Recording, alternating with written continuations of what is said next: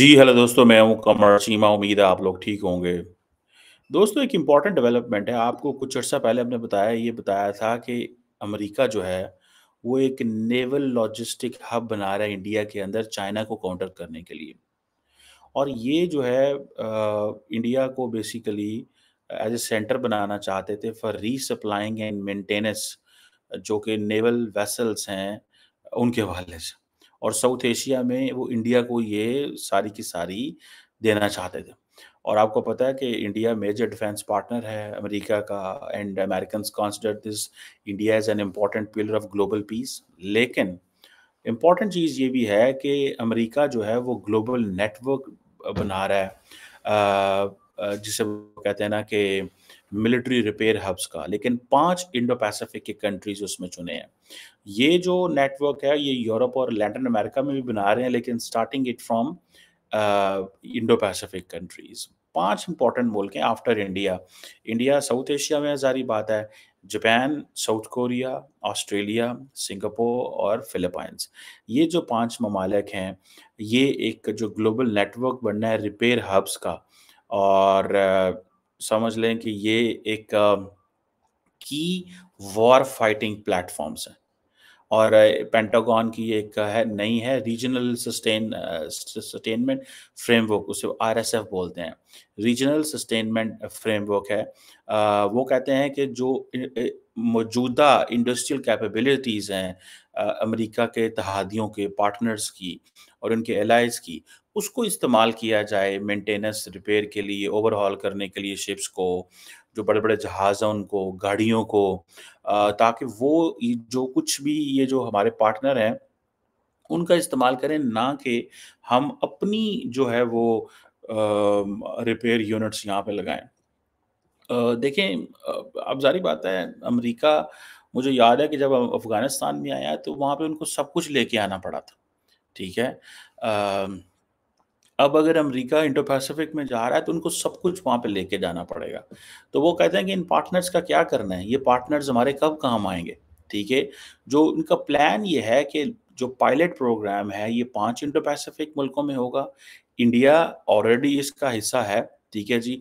Then ये NATO partners तक और यूरोपियन कमांड एरियाज़ और लैटिन अमेरिका और सदर्न कमांड और बाकी 2025-26 में लेके जाना को चाहते हैं। सिंगापुर जिसके साथ इंडिया जो है वो अभी आजकल बड़ा गुडी-गुडी है, और इंडिया और वो उन्होंने काफ़ी ज़्यादा एमओयूज़ भी साइन किए हैं। चिप मेकिंग के हवाले से, सेमीकंडक्टर्स के हवाले से इंडिया के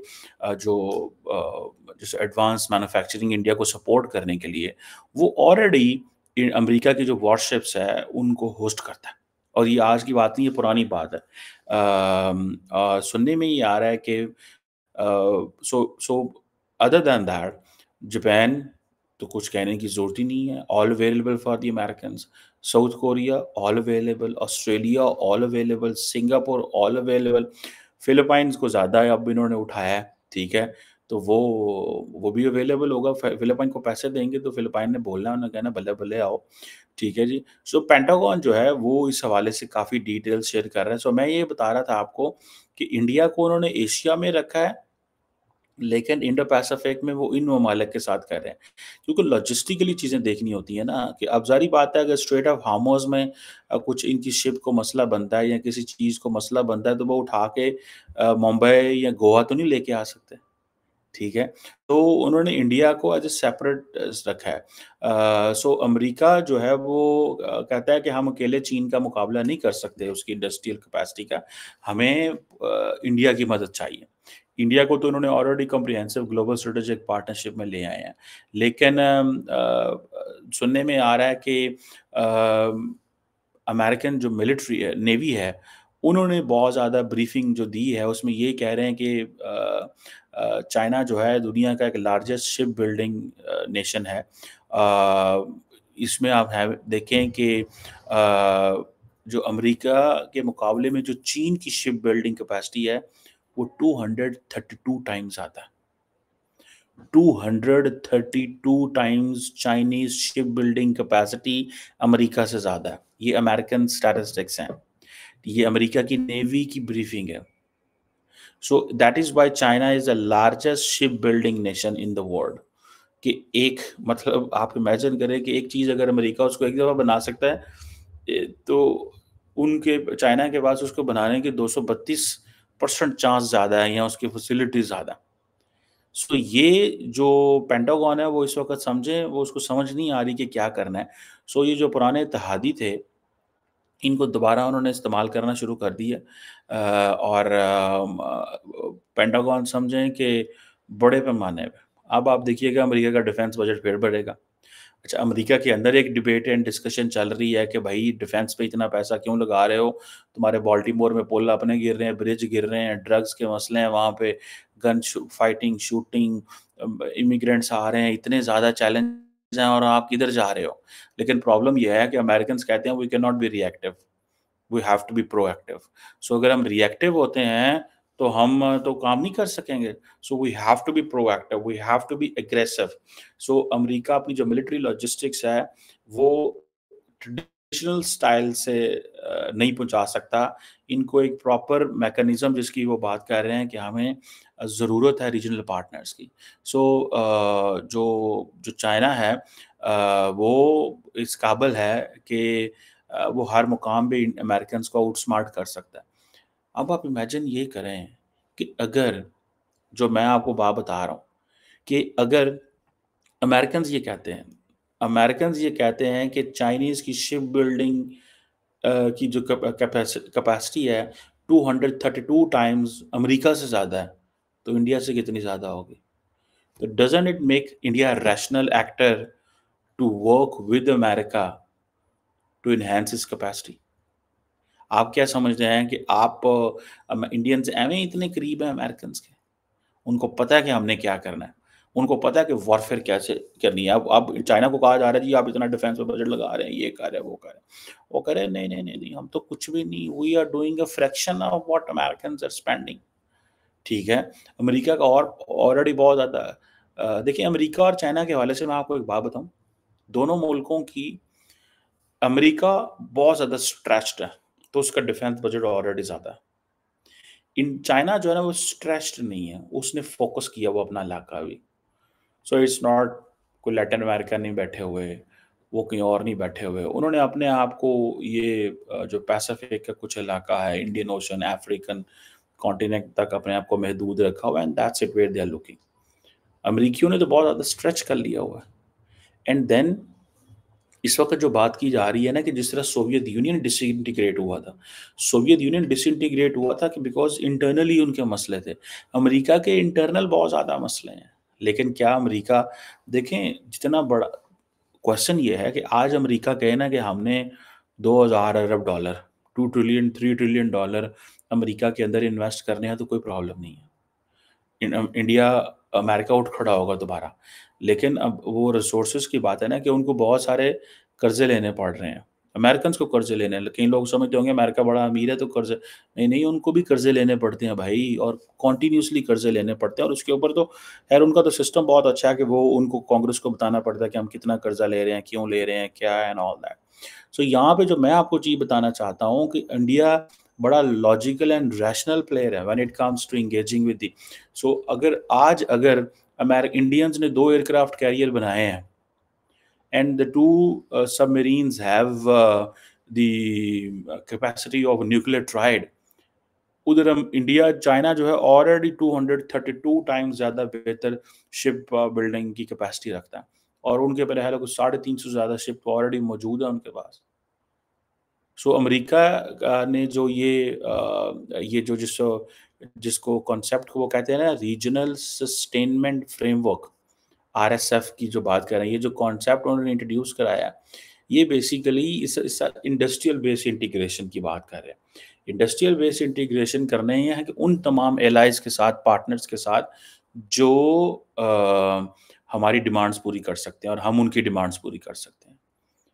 सो ये आप समझ लें कि आइंदा आने वाले दिनों में इन अमेरिकन्स ज़्यादा पैसा लगाएँगे, डिफेंस बजट और बढ़ेगा, ठीक है?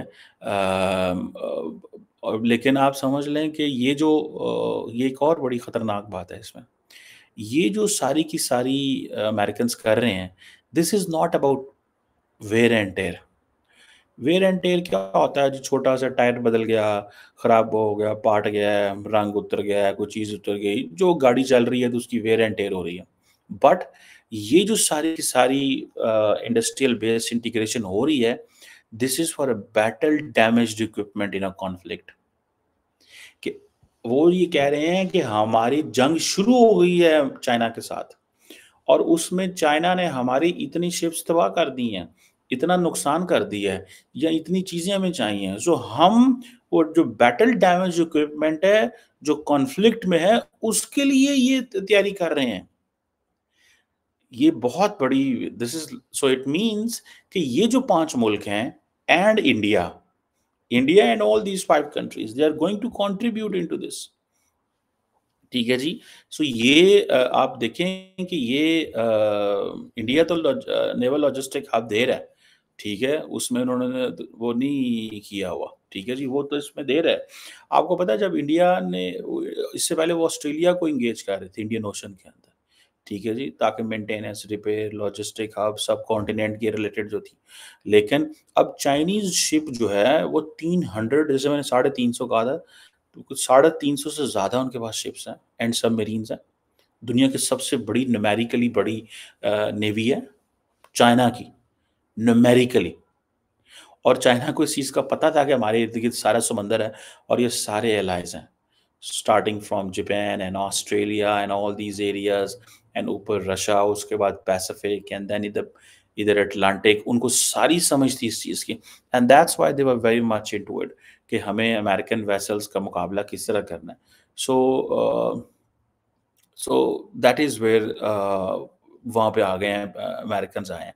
अमेरिकन्स कह रहे हैं कि we need a battle damaged equipment कि जो है वो उसके लिए इंडस्ट्रियल बेस की इंटीग्रेशन करनी है इन मुल्कों के साथ। सो वो इस चीज़ को देखते हुए चीज़ें बन रही हैं। इस चीज़ को देखते हुए ये जो मिलिट्री रिपेयर हब्स हैं, जो 5 Indo Pacific countries and India के अंदर आ रही हैं। सो आप देख रहे हैं कि अमेरिका के जो जितने भी एशियन एलाइज़ हैं, ठीक है जी, वो किस हद तक उनको एंगेज होना पड़ेगा। So it's not just an American war, it's an Australian war, it's Japanese war, it's Korean war, it's Singapore's war, it's Philippines war, it is India's war now. ठीक है जी। इसमें साउथ कोरिया का तो एक मैं पढ़ रहा था कि एक शिप बिल्डर है, वो ऑलरेडी वो कह रहा है जी कि वी आर ऑलरेडी एग्रीड कि हम जो अमेरिकन लॉजिस्टिक सपोर्ट देंगे to all of its vessels, ठीक है। इनकी अपनी तो लड़ाइयाँ होनी कोई नहीं है, अमेरिका ही लड़ना है, साथ में थोड़े से इत्तेहादी होने हैं, साथ में थोड़े से जो है वो इत्तेहादी होने हैं। अब देखते हैं कि अच्छा मज़े की बात है मैं देख रहा था कि जितने भी अमेरिकन डिप्लोमेट्स इन खित्तों में लगते हैं जाते हैं, उनका बहुत ज़्यादा काम होता है। I know some of them in a way कि looking कि what kind of work they have been doing मुझे उनसे मिलने का इत्तेफ़ाक हुआ है and they have a lot on the plate. Particularly as compared to the diplomats who are deployed in South America or in Africa और इन इलाकों में जो हैं वो इस वक़्त जो रियल अमेरिकन डिप्लोमेट्स हैं वो काम जो कर रहे हैं वो इन इलाकों में कर रहे हैं इंडो पैसिफिक एरिया में और हर जो डिप्लोमेट है वो it is going for learning Mandarin जी सीखने। हर बंदा मैंड्रेन कर रहा है। वो मैंड्रेन इसलिए कर रहा है कि उनको पता है कि अब अपॉर्च्युनिटी ज़्यादा आ रही हैं। ठीक है जी। और इसमें अब देखना है कि व्हाट गोज़ अराउंड इसमें क्या चीज़ें होती हैं लेकिन इंडिया के लिए भी बड़ी अपॉर्च्युनिटीज़ हैं। ये याद रखें कि ये इंडिया जो है वो ग्लोबल साउथ का रिप्रेजेंटेटिव है। An emerging and developing nation है। ठीक है जी, इसका रोल बढ़ रहा है। सो अमेरिकन्स इसीलिए कलपते हैं। जो अमेरिकन का कल्पना है ना वो इसीलिए है। वो कहते हैं कि पाए ना सा इसको जो रोल देना है ये उल्टा हमारे लिए क्या करेगा? ठीक है जी। अब देखते हैं कि how things further go but जो मैं मेरी स्टडी है या जो मैं देख रहा हूँ अमेरिका जो है वो फुल उसने चाइना के ऊपर लिया हुआ है, जिसने निशाना बाँधा हुआ है। लेकिन बात वही आनी है कि अमेरिका को मसला इंडो पैसिफिक में नहीं आना। ये जो अमेरिकन्स कह रहे हैं कि हमें ये जो रिपेयर हब की फैसिलिटीज़ चाहिए, ये जो इंडस्ट्रियल बेस इंटीग्रेशन चाहिए, ये जो बैटल डैमेज इक्विपमेंट जो किसी कॉन्फ्लिक्ट में लड़ने के लिए अगर हमारा इक्विपमेंट को कुछ होता है तो हमें ये रिपेयर हाउस मदद करेंगी। आपका क्या ख़्याल है लड़ाई परसों हो जानी है? या साल बाद होनी है? या 4 साल बाद होनी है? चाइना ने अमेरिका को थकाना है अभी, ठीक है? और देखें अमेरिका को क्या प्रॉब्लम है? अमेरिका को एक चीज़ का बड़ा सख्त प्रॉब्लम है और वो ये है कि अमेरिकन्स जो हैं, उनको किसी दूसरे खित्ते में आके सारा कुछ करना पड़ता है, सो उनकी कॉस्ट ऑफ वॉर बहुत ज़्यादा बढ़ जाती है। चाइनीज़ तो अपने मोहल्ले में पेट्रोलिंग कर रहे हैं ना। देखें, एक है आप अपनी गली में पेट्रोलिंग कर रहे हैं, एक है आपको दूसरे शहर जाके पेट्रोलिंग करनी पड़े, ठीक है? सो अमेरिकन्स को जो पेट्रोलिंग करनी पड़ रही है या अमेरिकन्स को जो अपनी इतनी डिप्लॉयमेंट करनी पड़ रही है, वो कहीं और आके करनी पड़ रही है ना। तो उसके लिए उनको ज़ाहिर बात है रिसोर्सेज़ चाहिए, पैसा चाहिए, सारा कुछ चाहिए, कोई इतना आसान काम थोड़ी है। ठीक है जी। सो मुझे तो ऐसे ही लग रहा है ये एक this is something which is very, very significant. इसको देखने की ज़रूरत है कि अमेरिकन्स क्या करते हैं और अमेरिकन्स कितना वो जिसे कहते हैं ना जो इन्वेस्ट करते हैं और उसमें रिज़ल्ट क्या मिलता है। इंडियंस उसमें क्या रिस्पॉन्ड करते हैं क्योंकि इंडियंस के बारे में ये तासुर ज़्यादा वेस्ट में जा रहा है, बड़ी तेज़ी से जा रहा है कि they are looking for their own interest. पहले वो अपना इंटरेस्ट देख रहे हैं, फिर वो हमारा या किसी और का इंटरेस्ट देख रहे हैं। So Americans are looking Indians very patient, बहुत पेशेंट से है, पेशेंस दिखा रहे हैं। बहरहाल लेट्स सी कि ये जो 5 मिलिट्री रिपेयर हब्स बन रही हैं इंडो पैसिफिक कंट्रीज़ में इंडिया जो है वो ऑलरेडी एक नेवल लॉजिस्टिक हब दे रहा है और India will be working for resupplying repair partnership ताकि वो जो इंडो पैसिफिक के इलाके में जो गैप है अमेरिका पूरा कर सके। So America is in the American को ये ज़हन में रखिएगा कि Americans are in a battle situation. वो कहते हैं कि हम एक सिचुएशन में हैं जहाँ पे द बैटल इज़ लड़ी जा रही है। सो हमें हमारा जो बैटल डैमेज्ड इक्विपमेंट है, हम अपने बेसिकली बैटल डैमेज इक्विपमेंट के लिए ये रिपेयर हब्स चाहते हैं। हमने वेयर एंड टेयर के लिए नहीं चाहिए हमें इस चीज़ को। So understand the significance of all that. मैं भी just as student of politics मुझे भी वो होती रहती है कि समझने की कोशिश करते रहें कि क्या हो रहा है इंटरनेशनल पॉलिटिक्स में और क्या नहीं हो रहा है। लेट्स सी क्या निकलता है इसमें आगे। Thank you.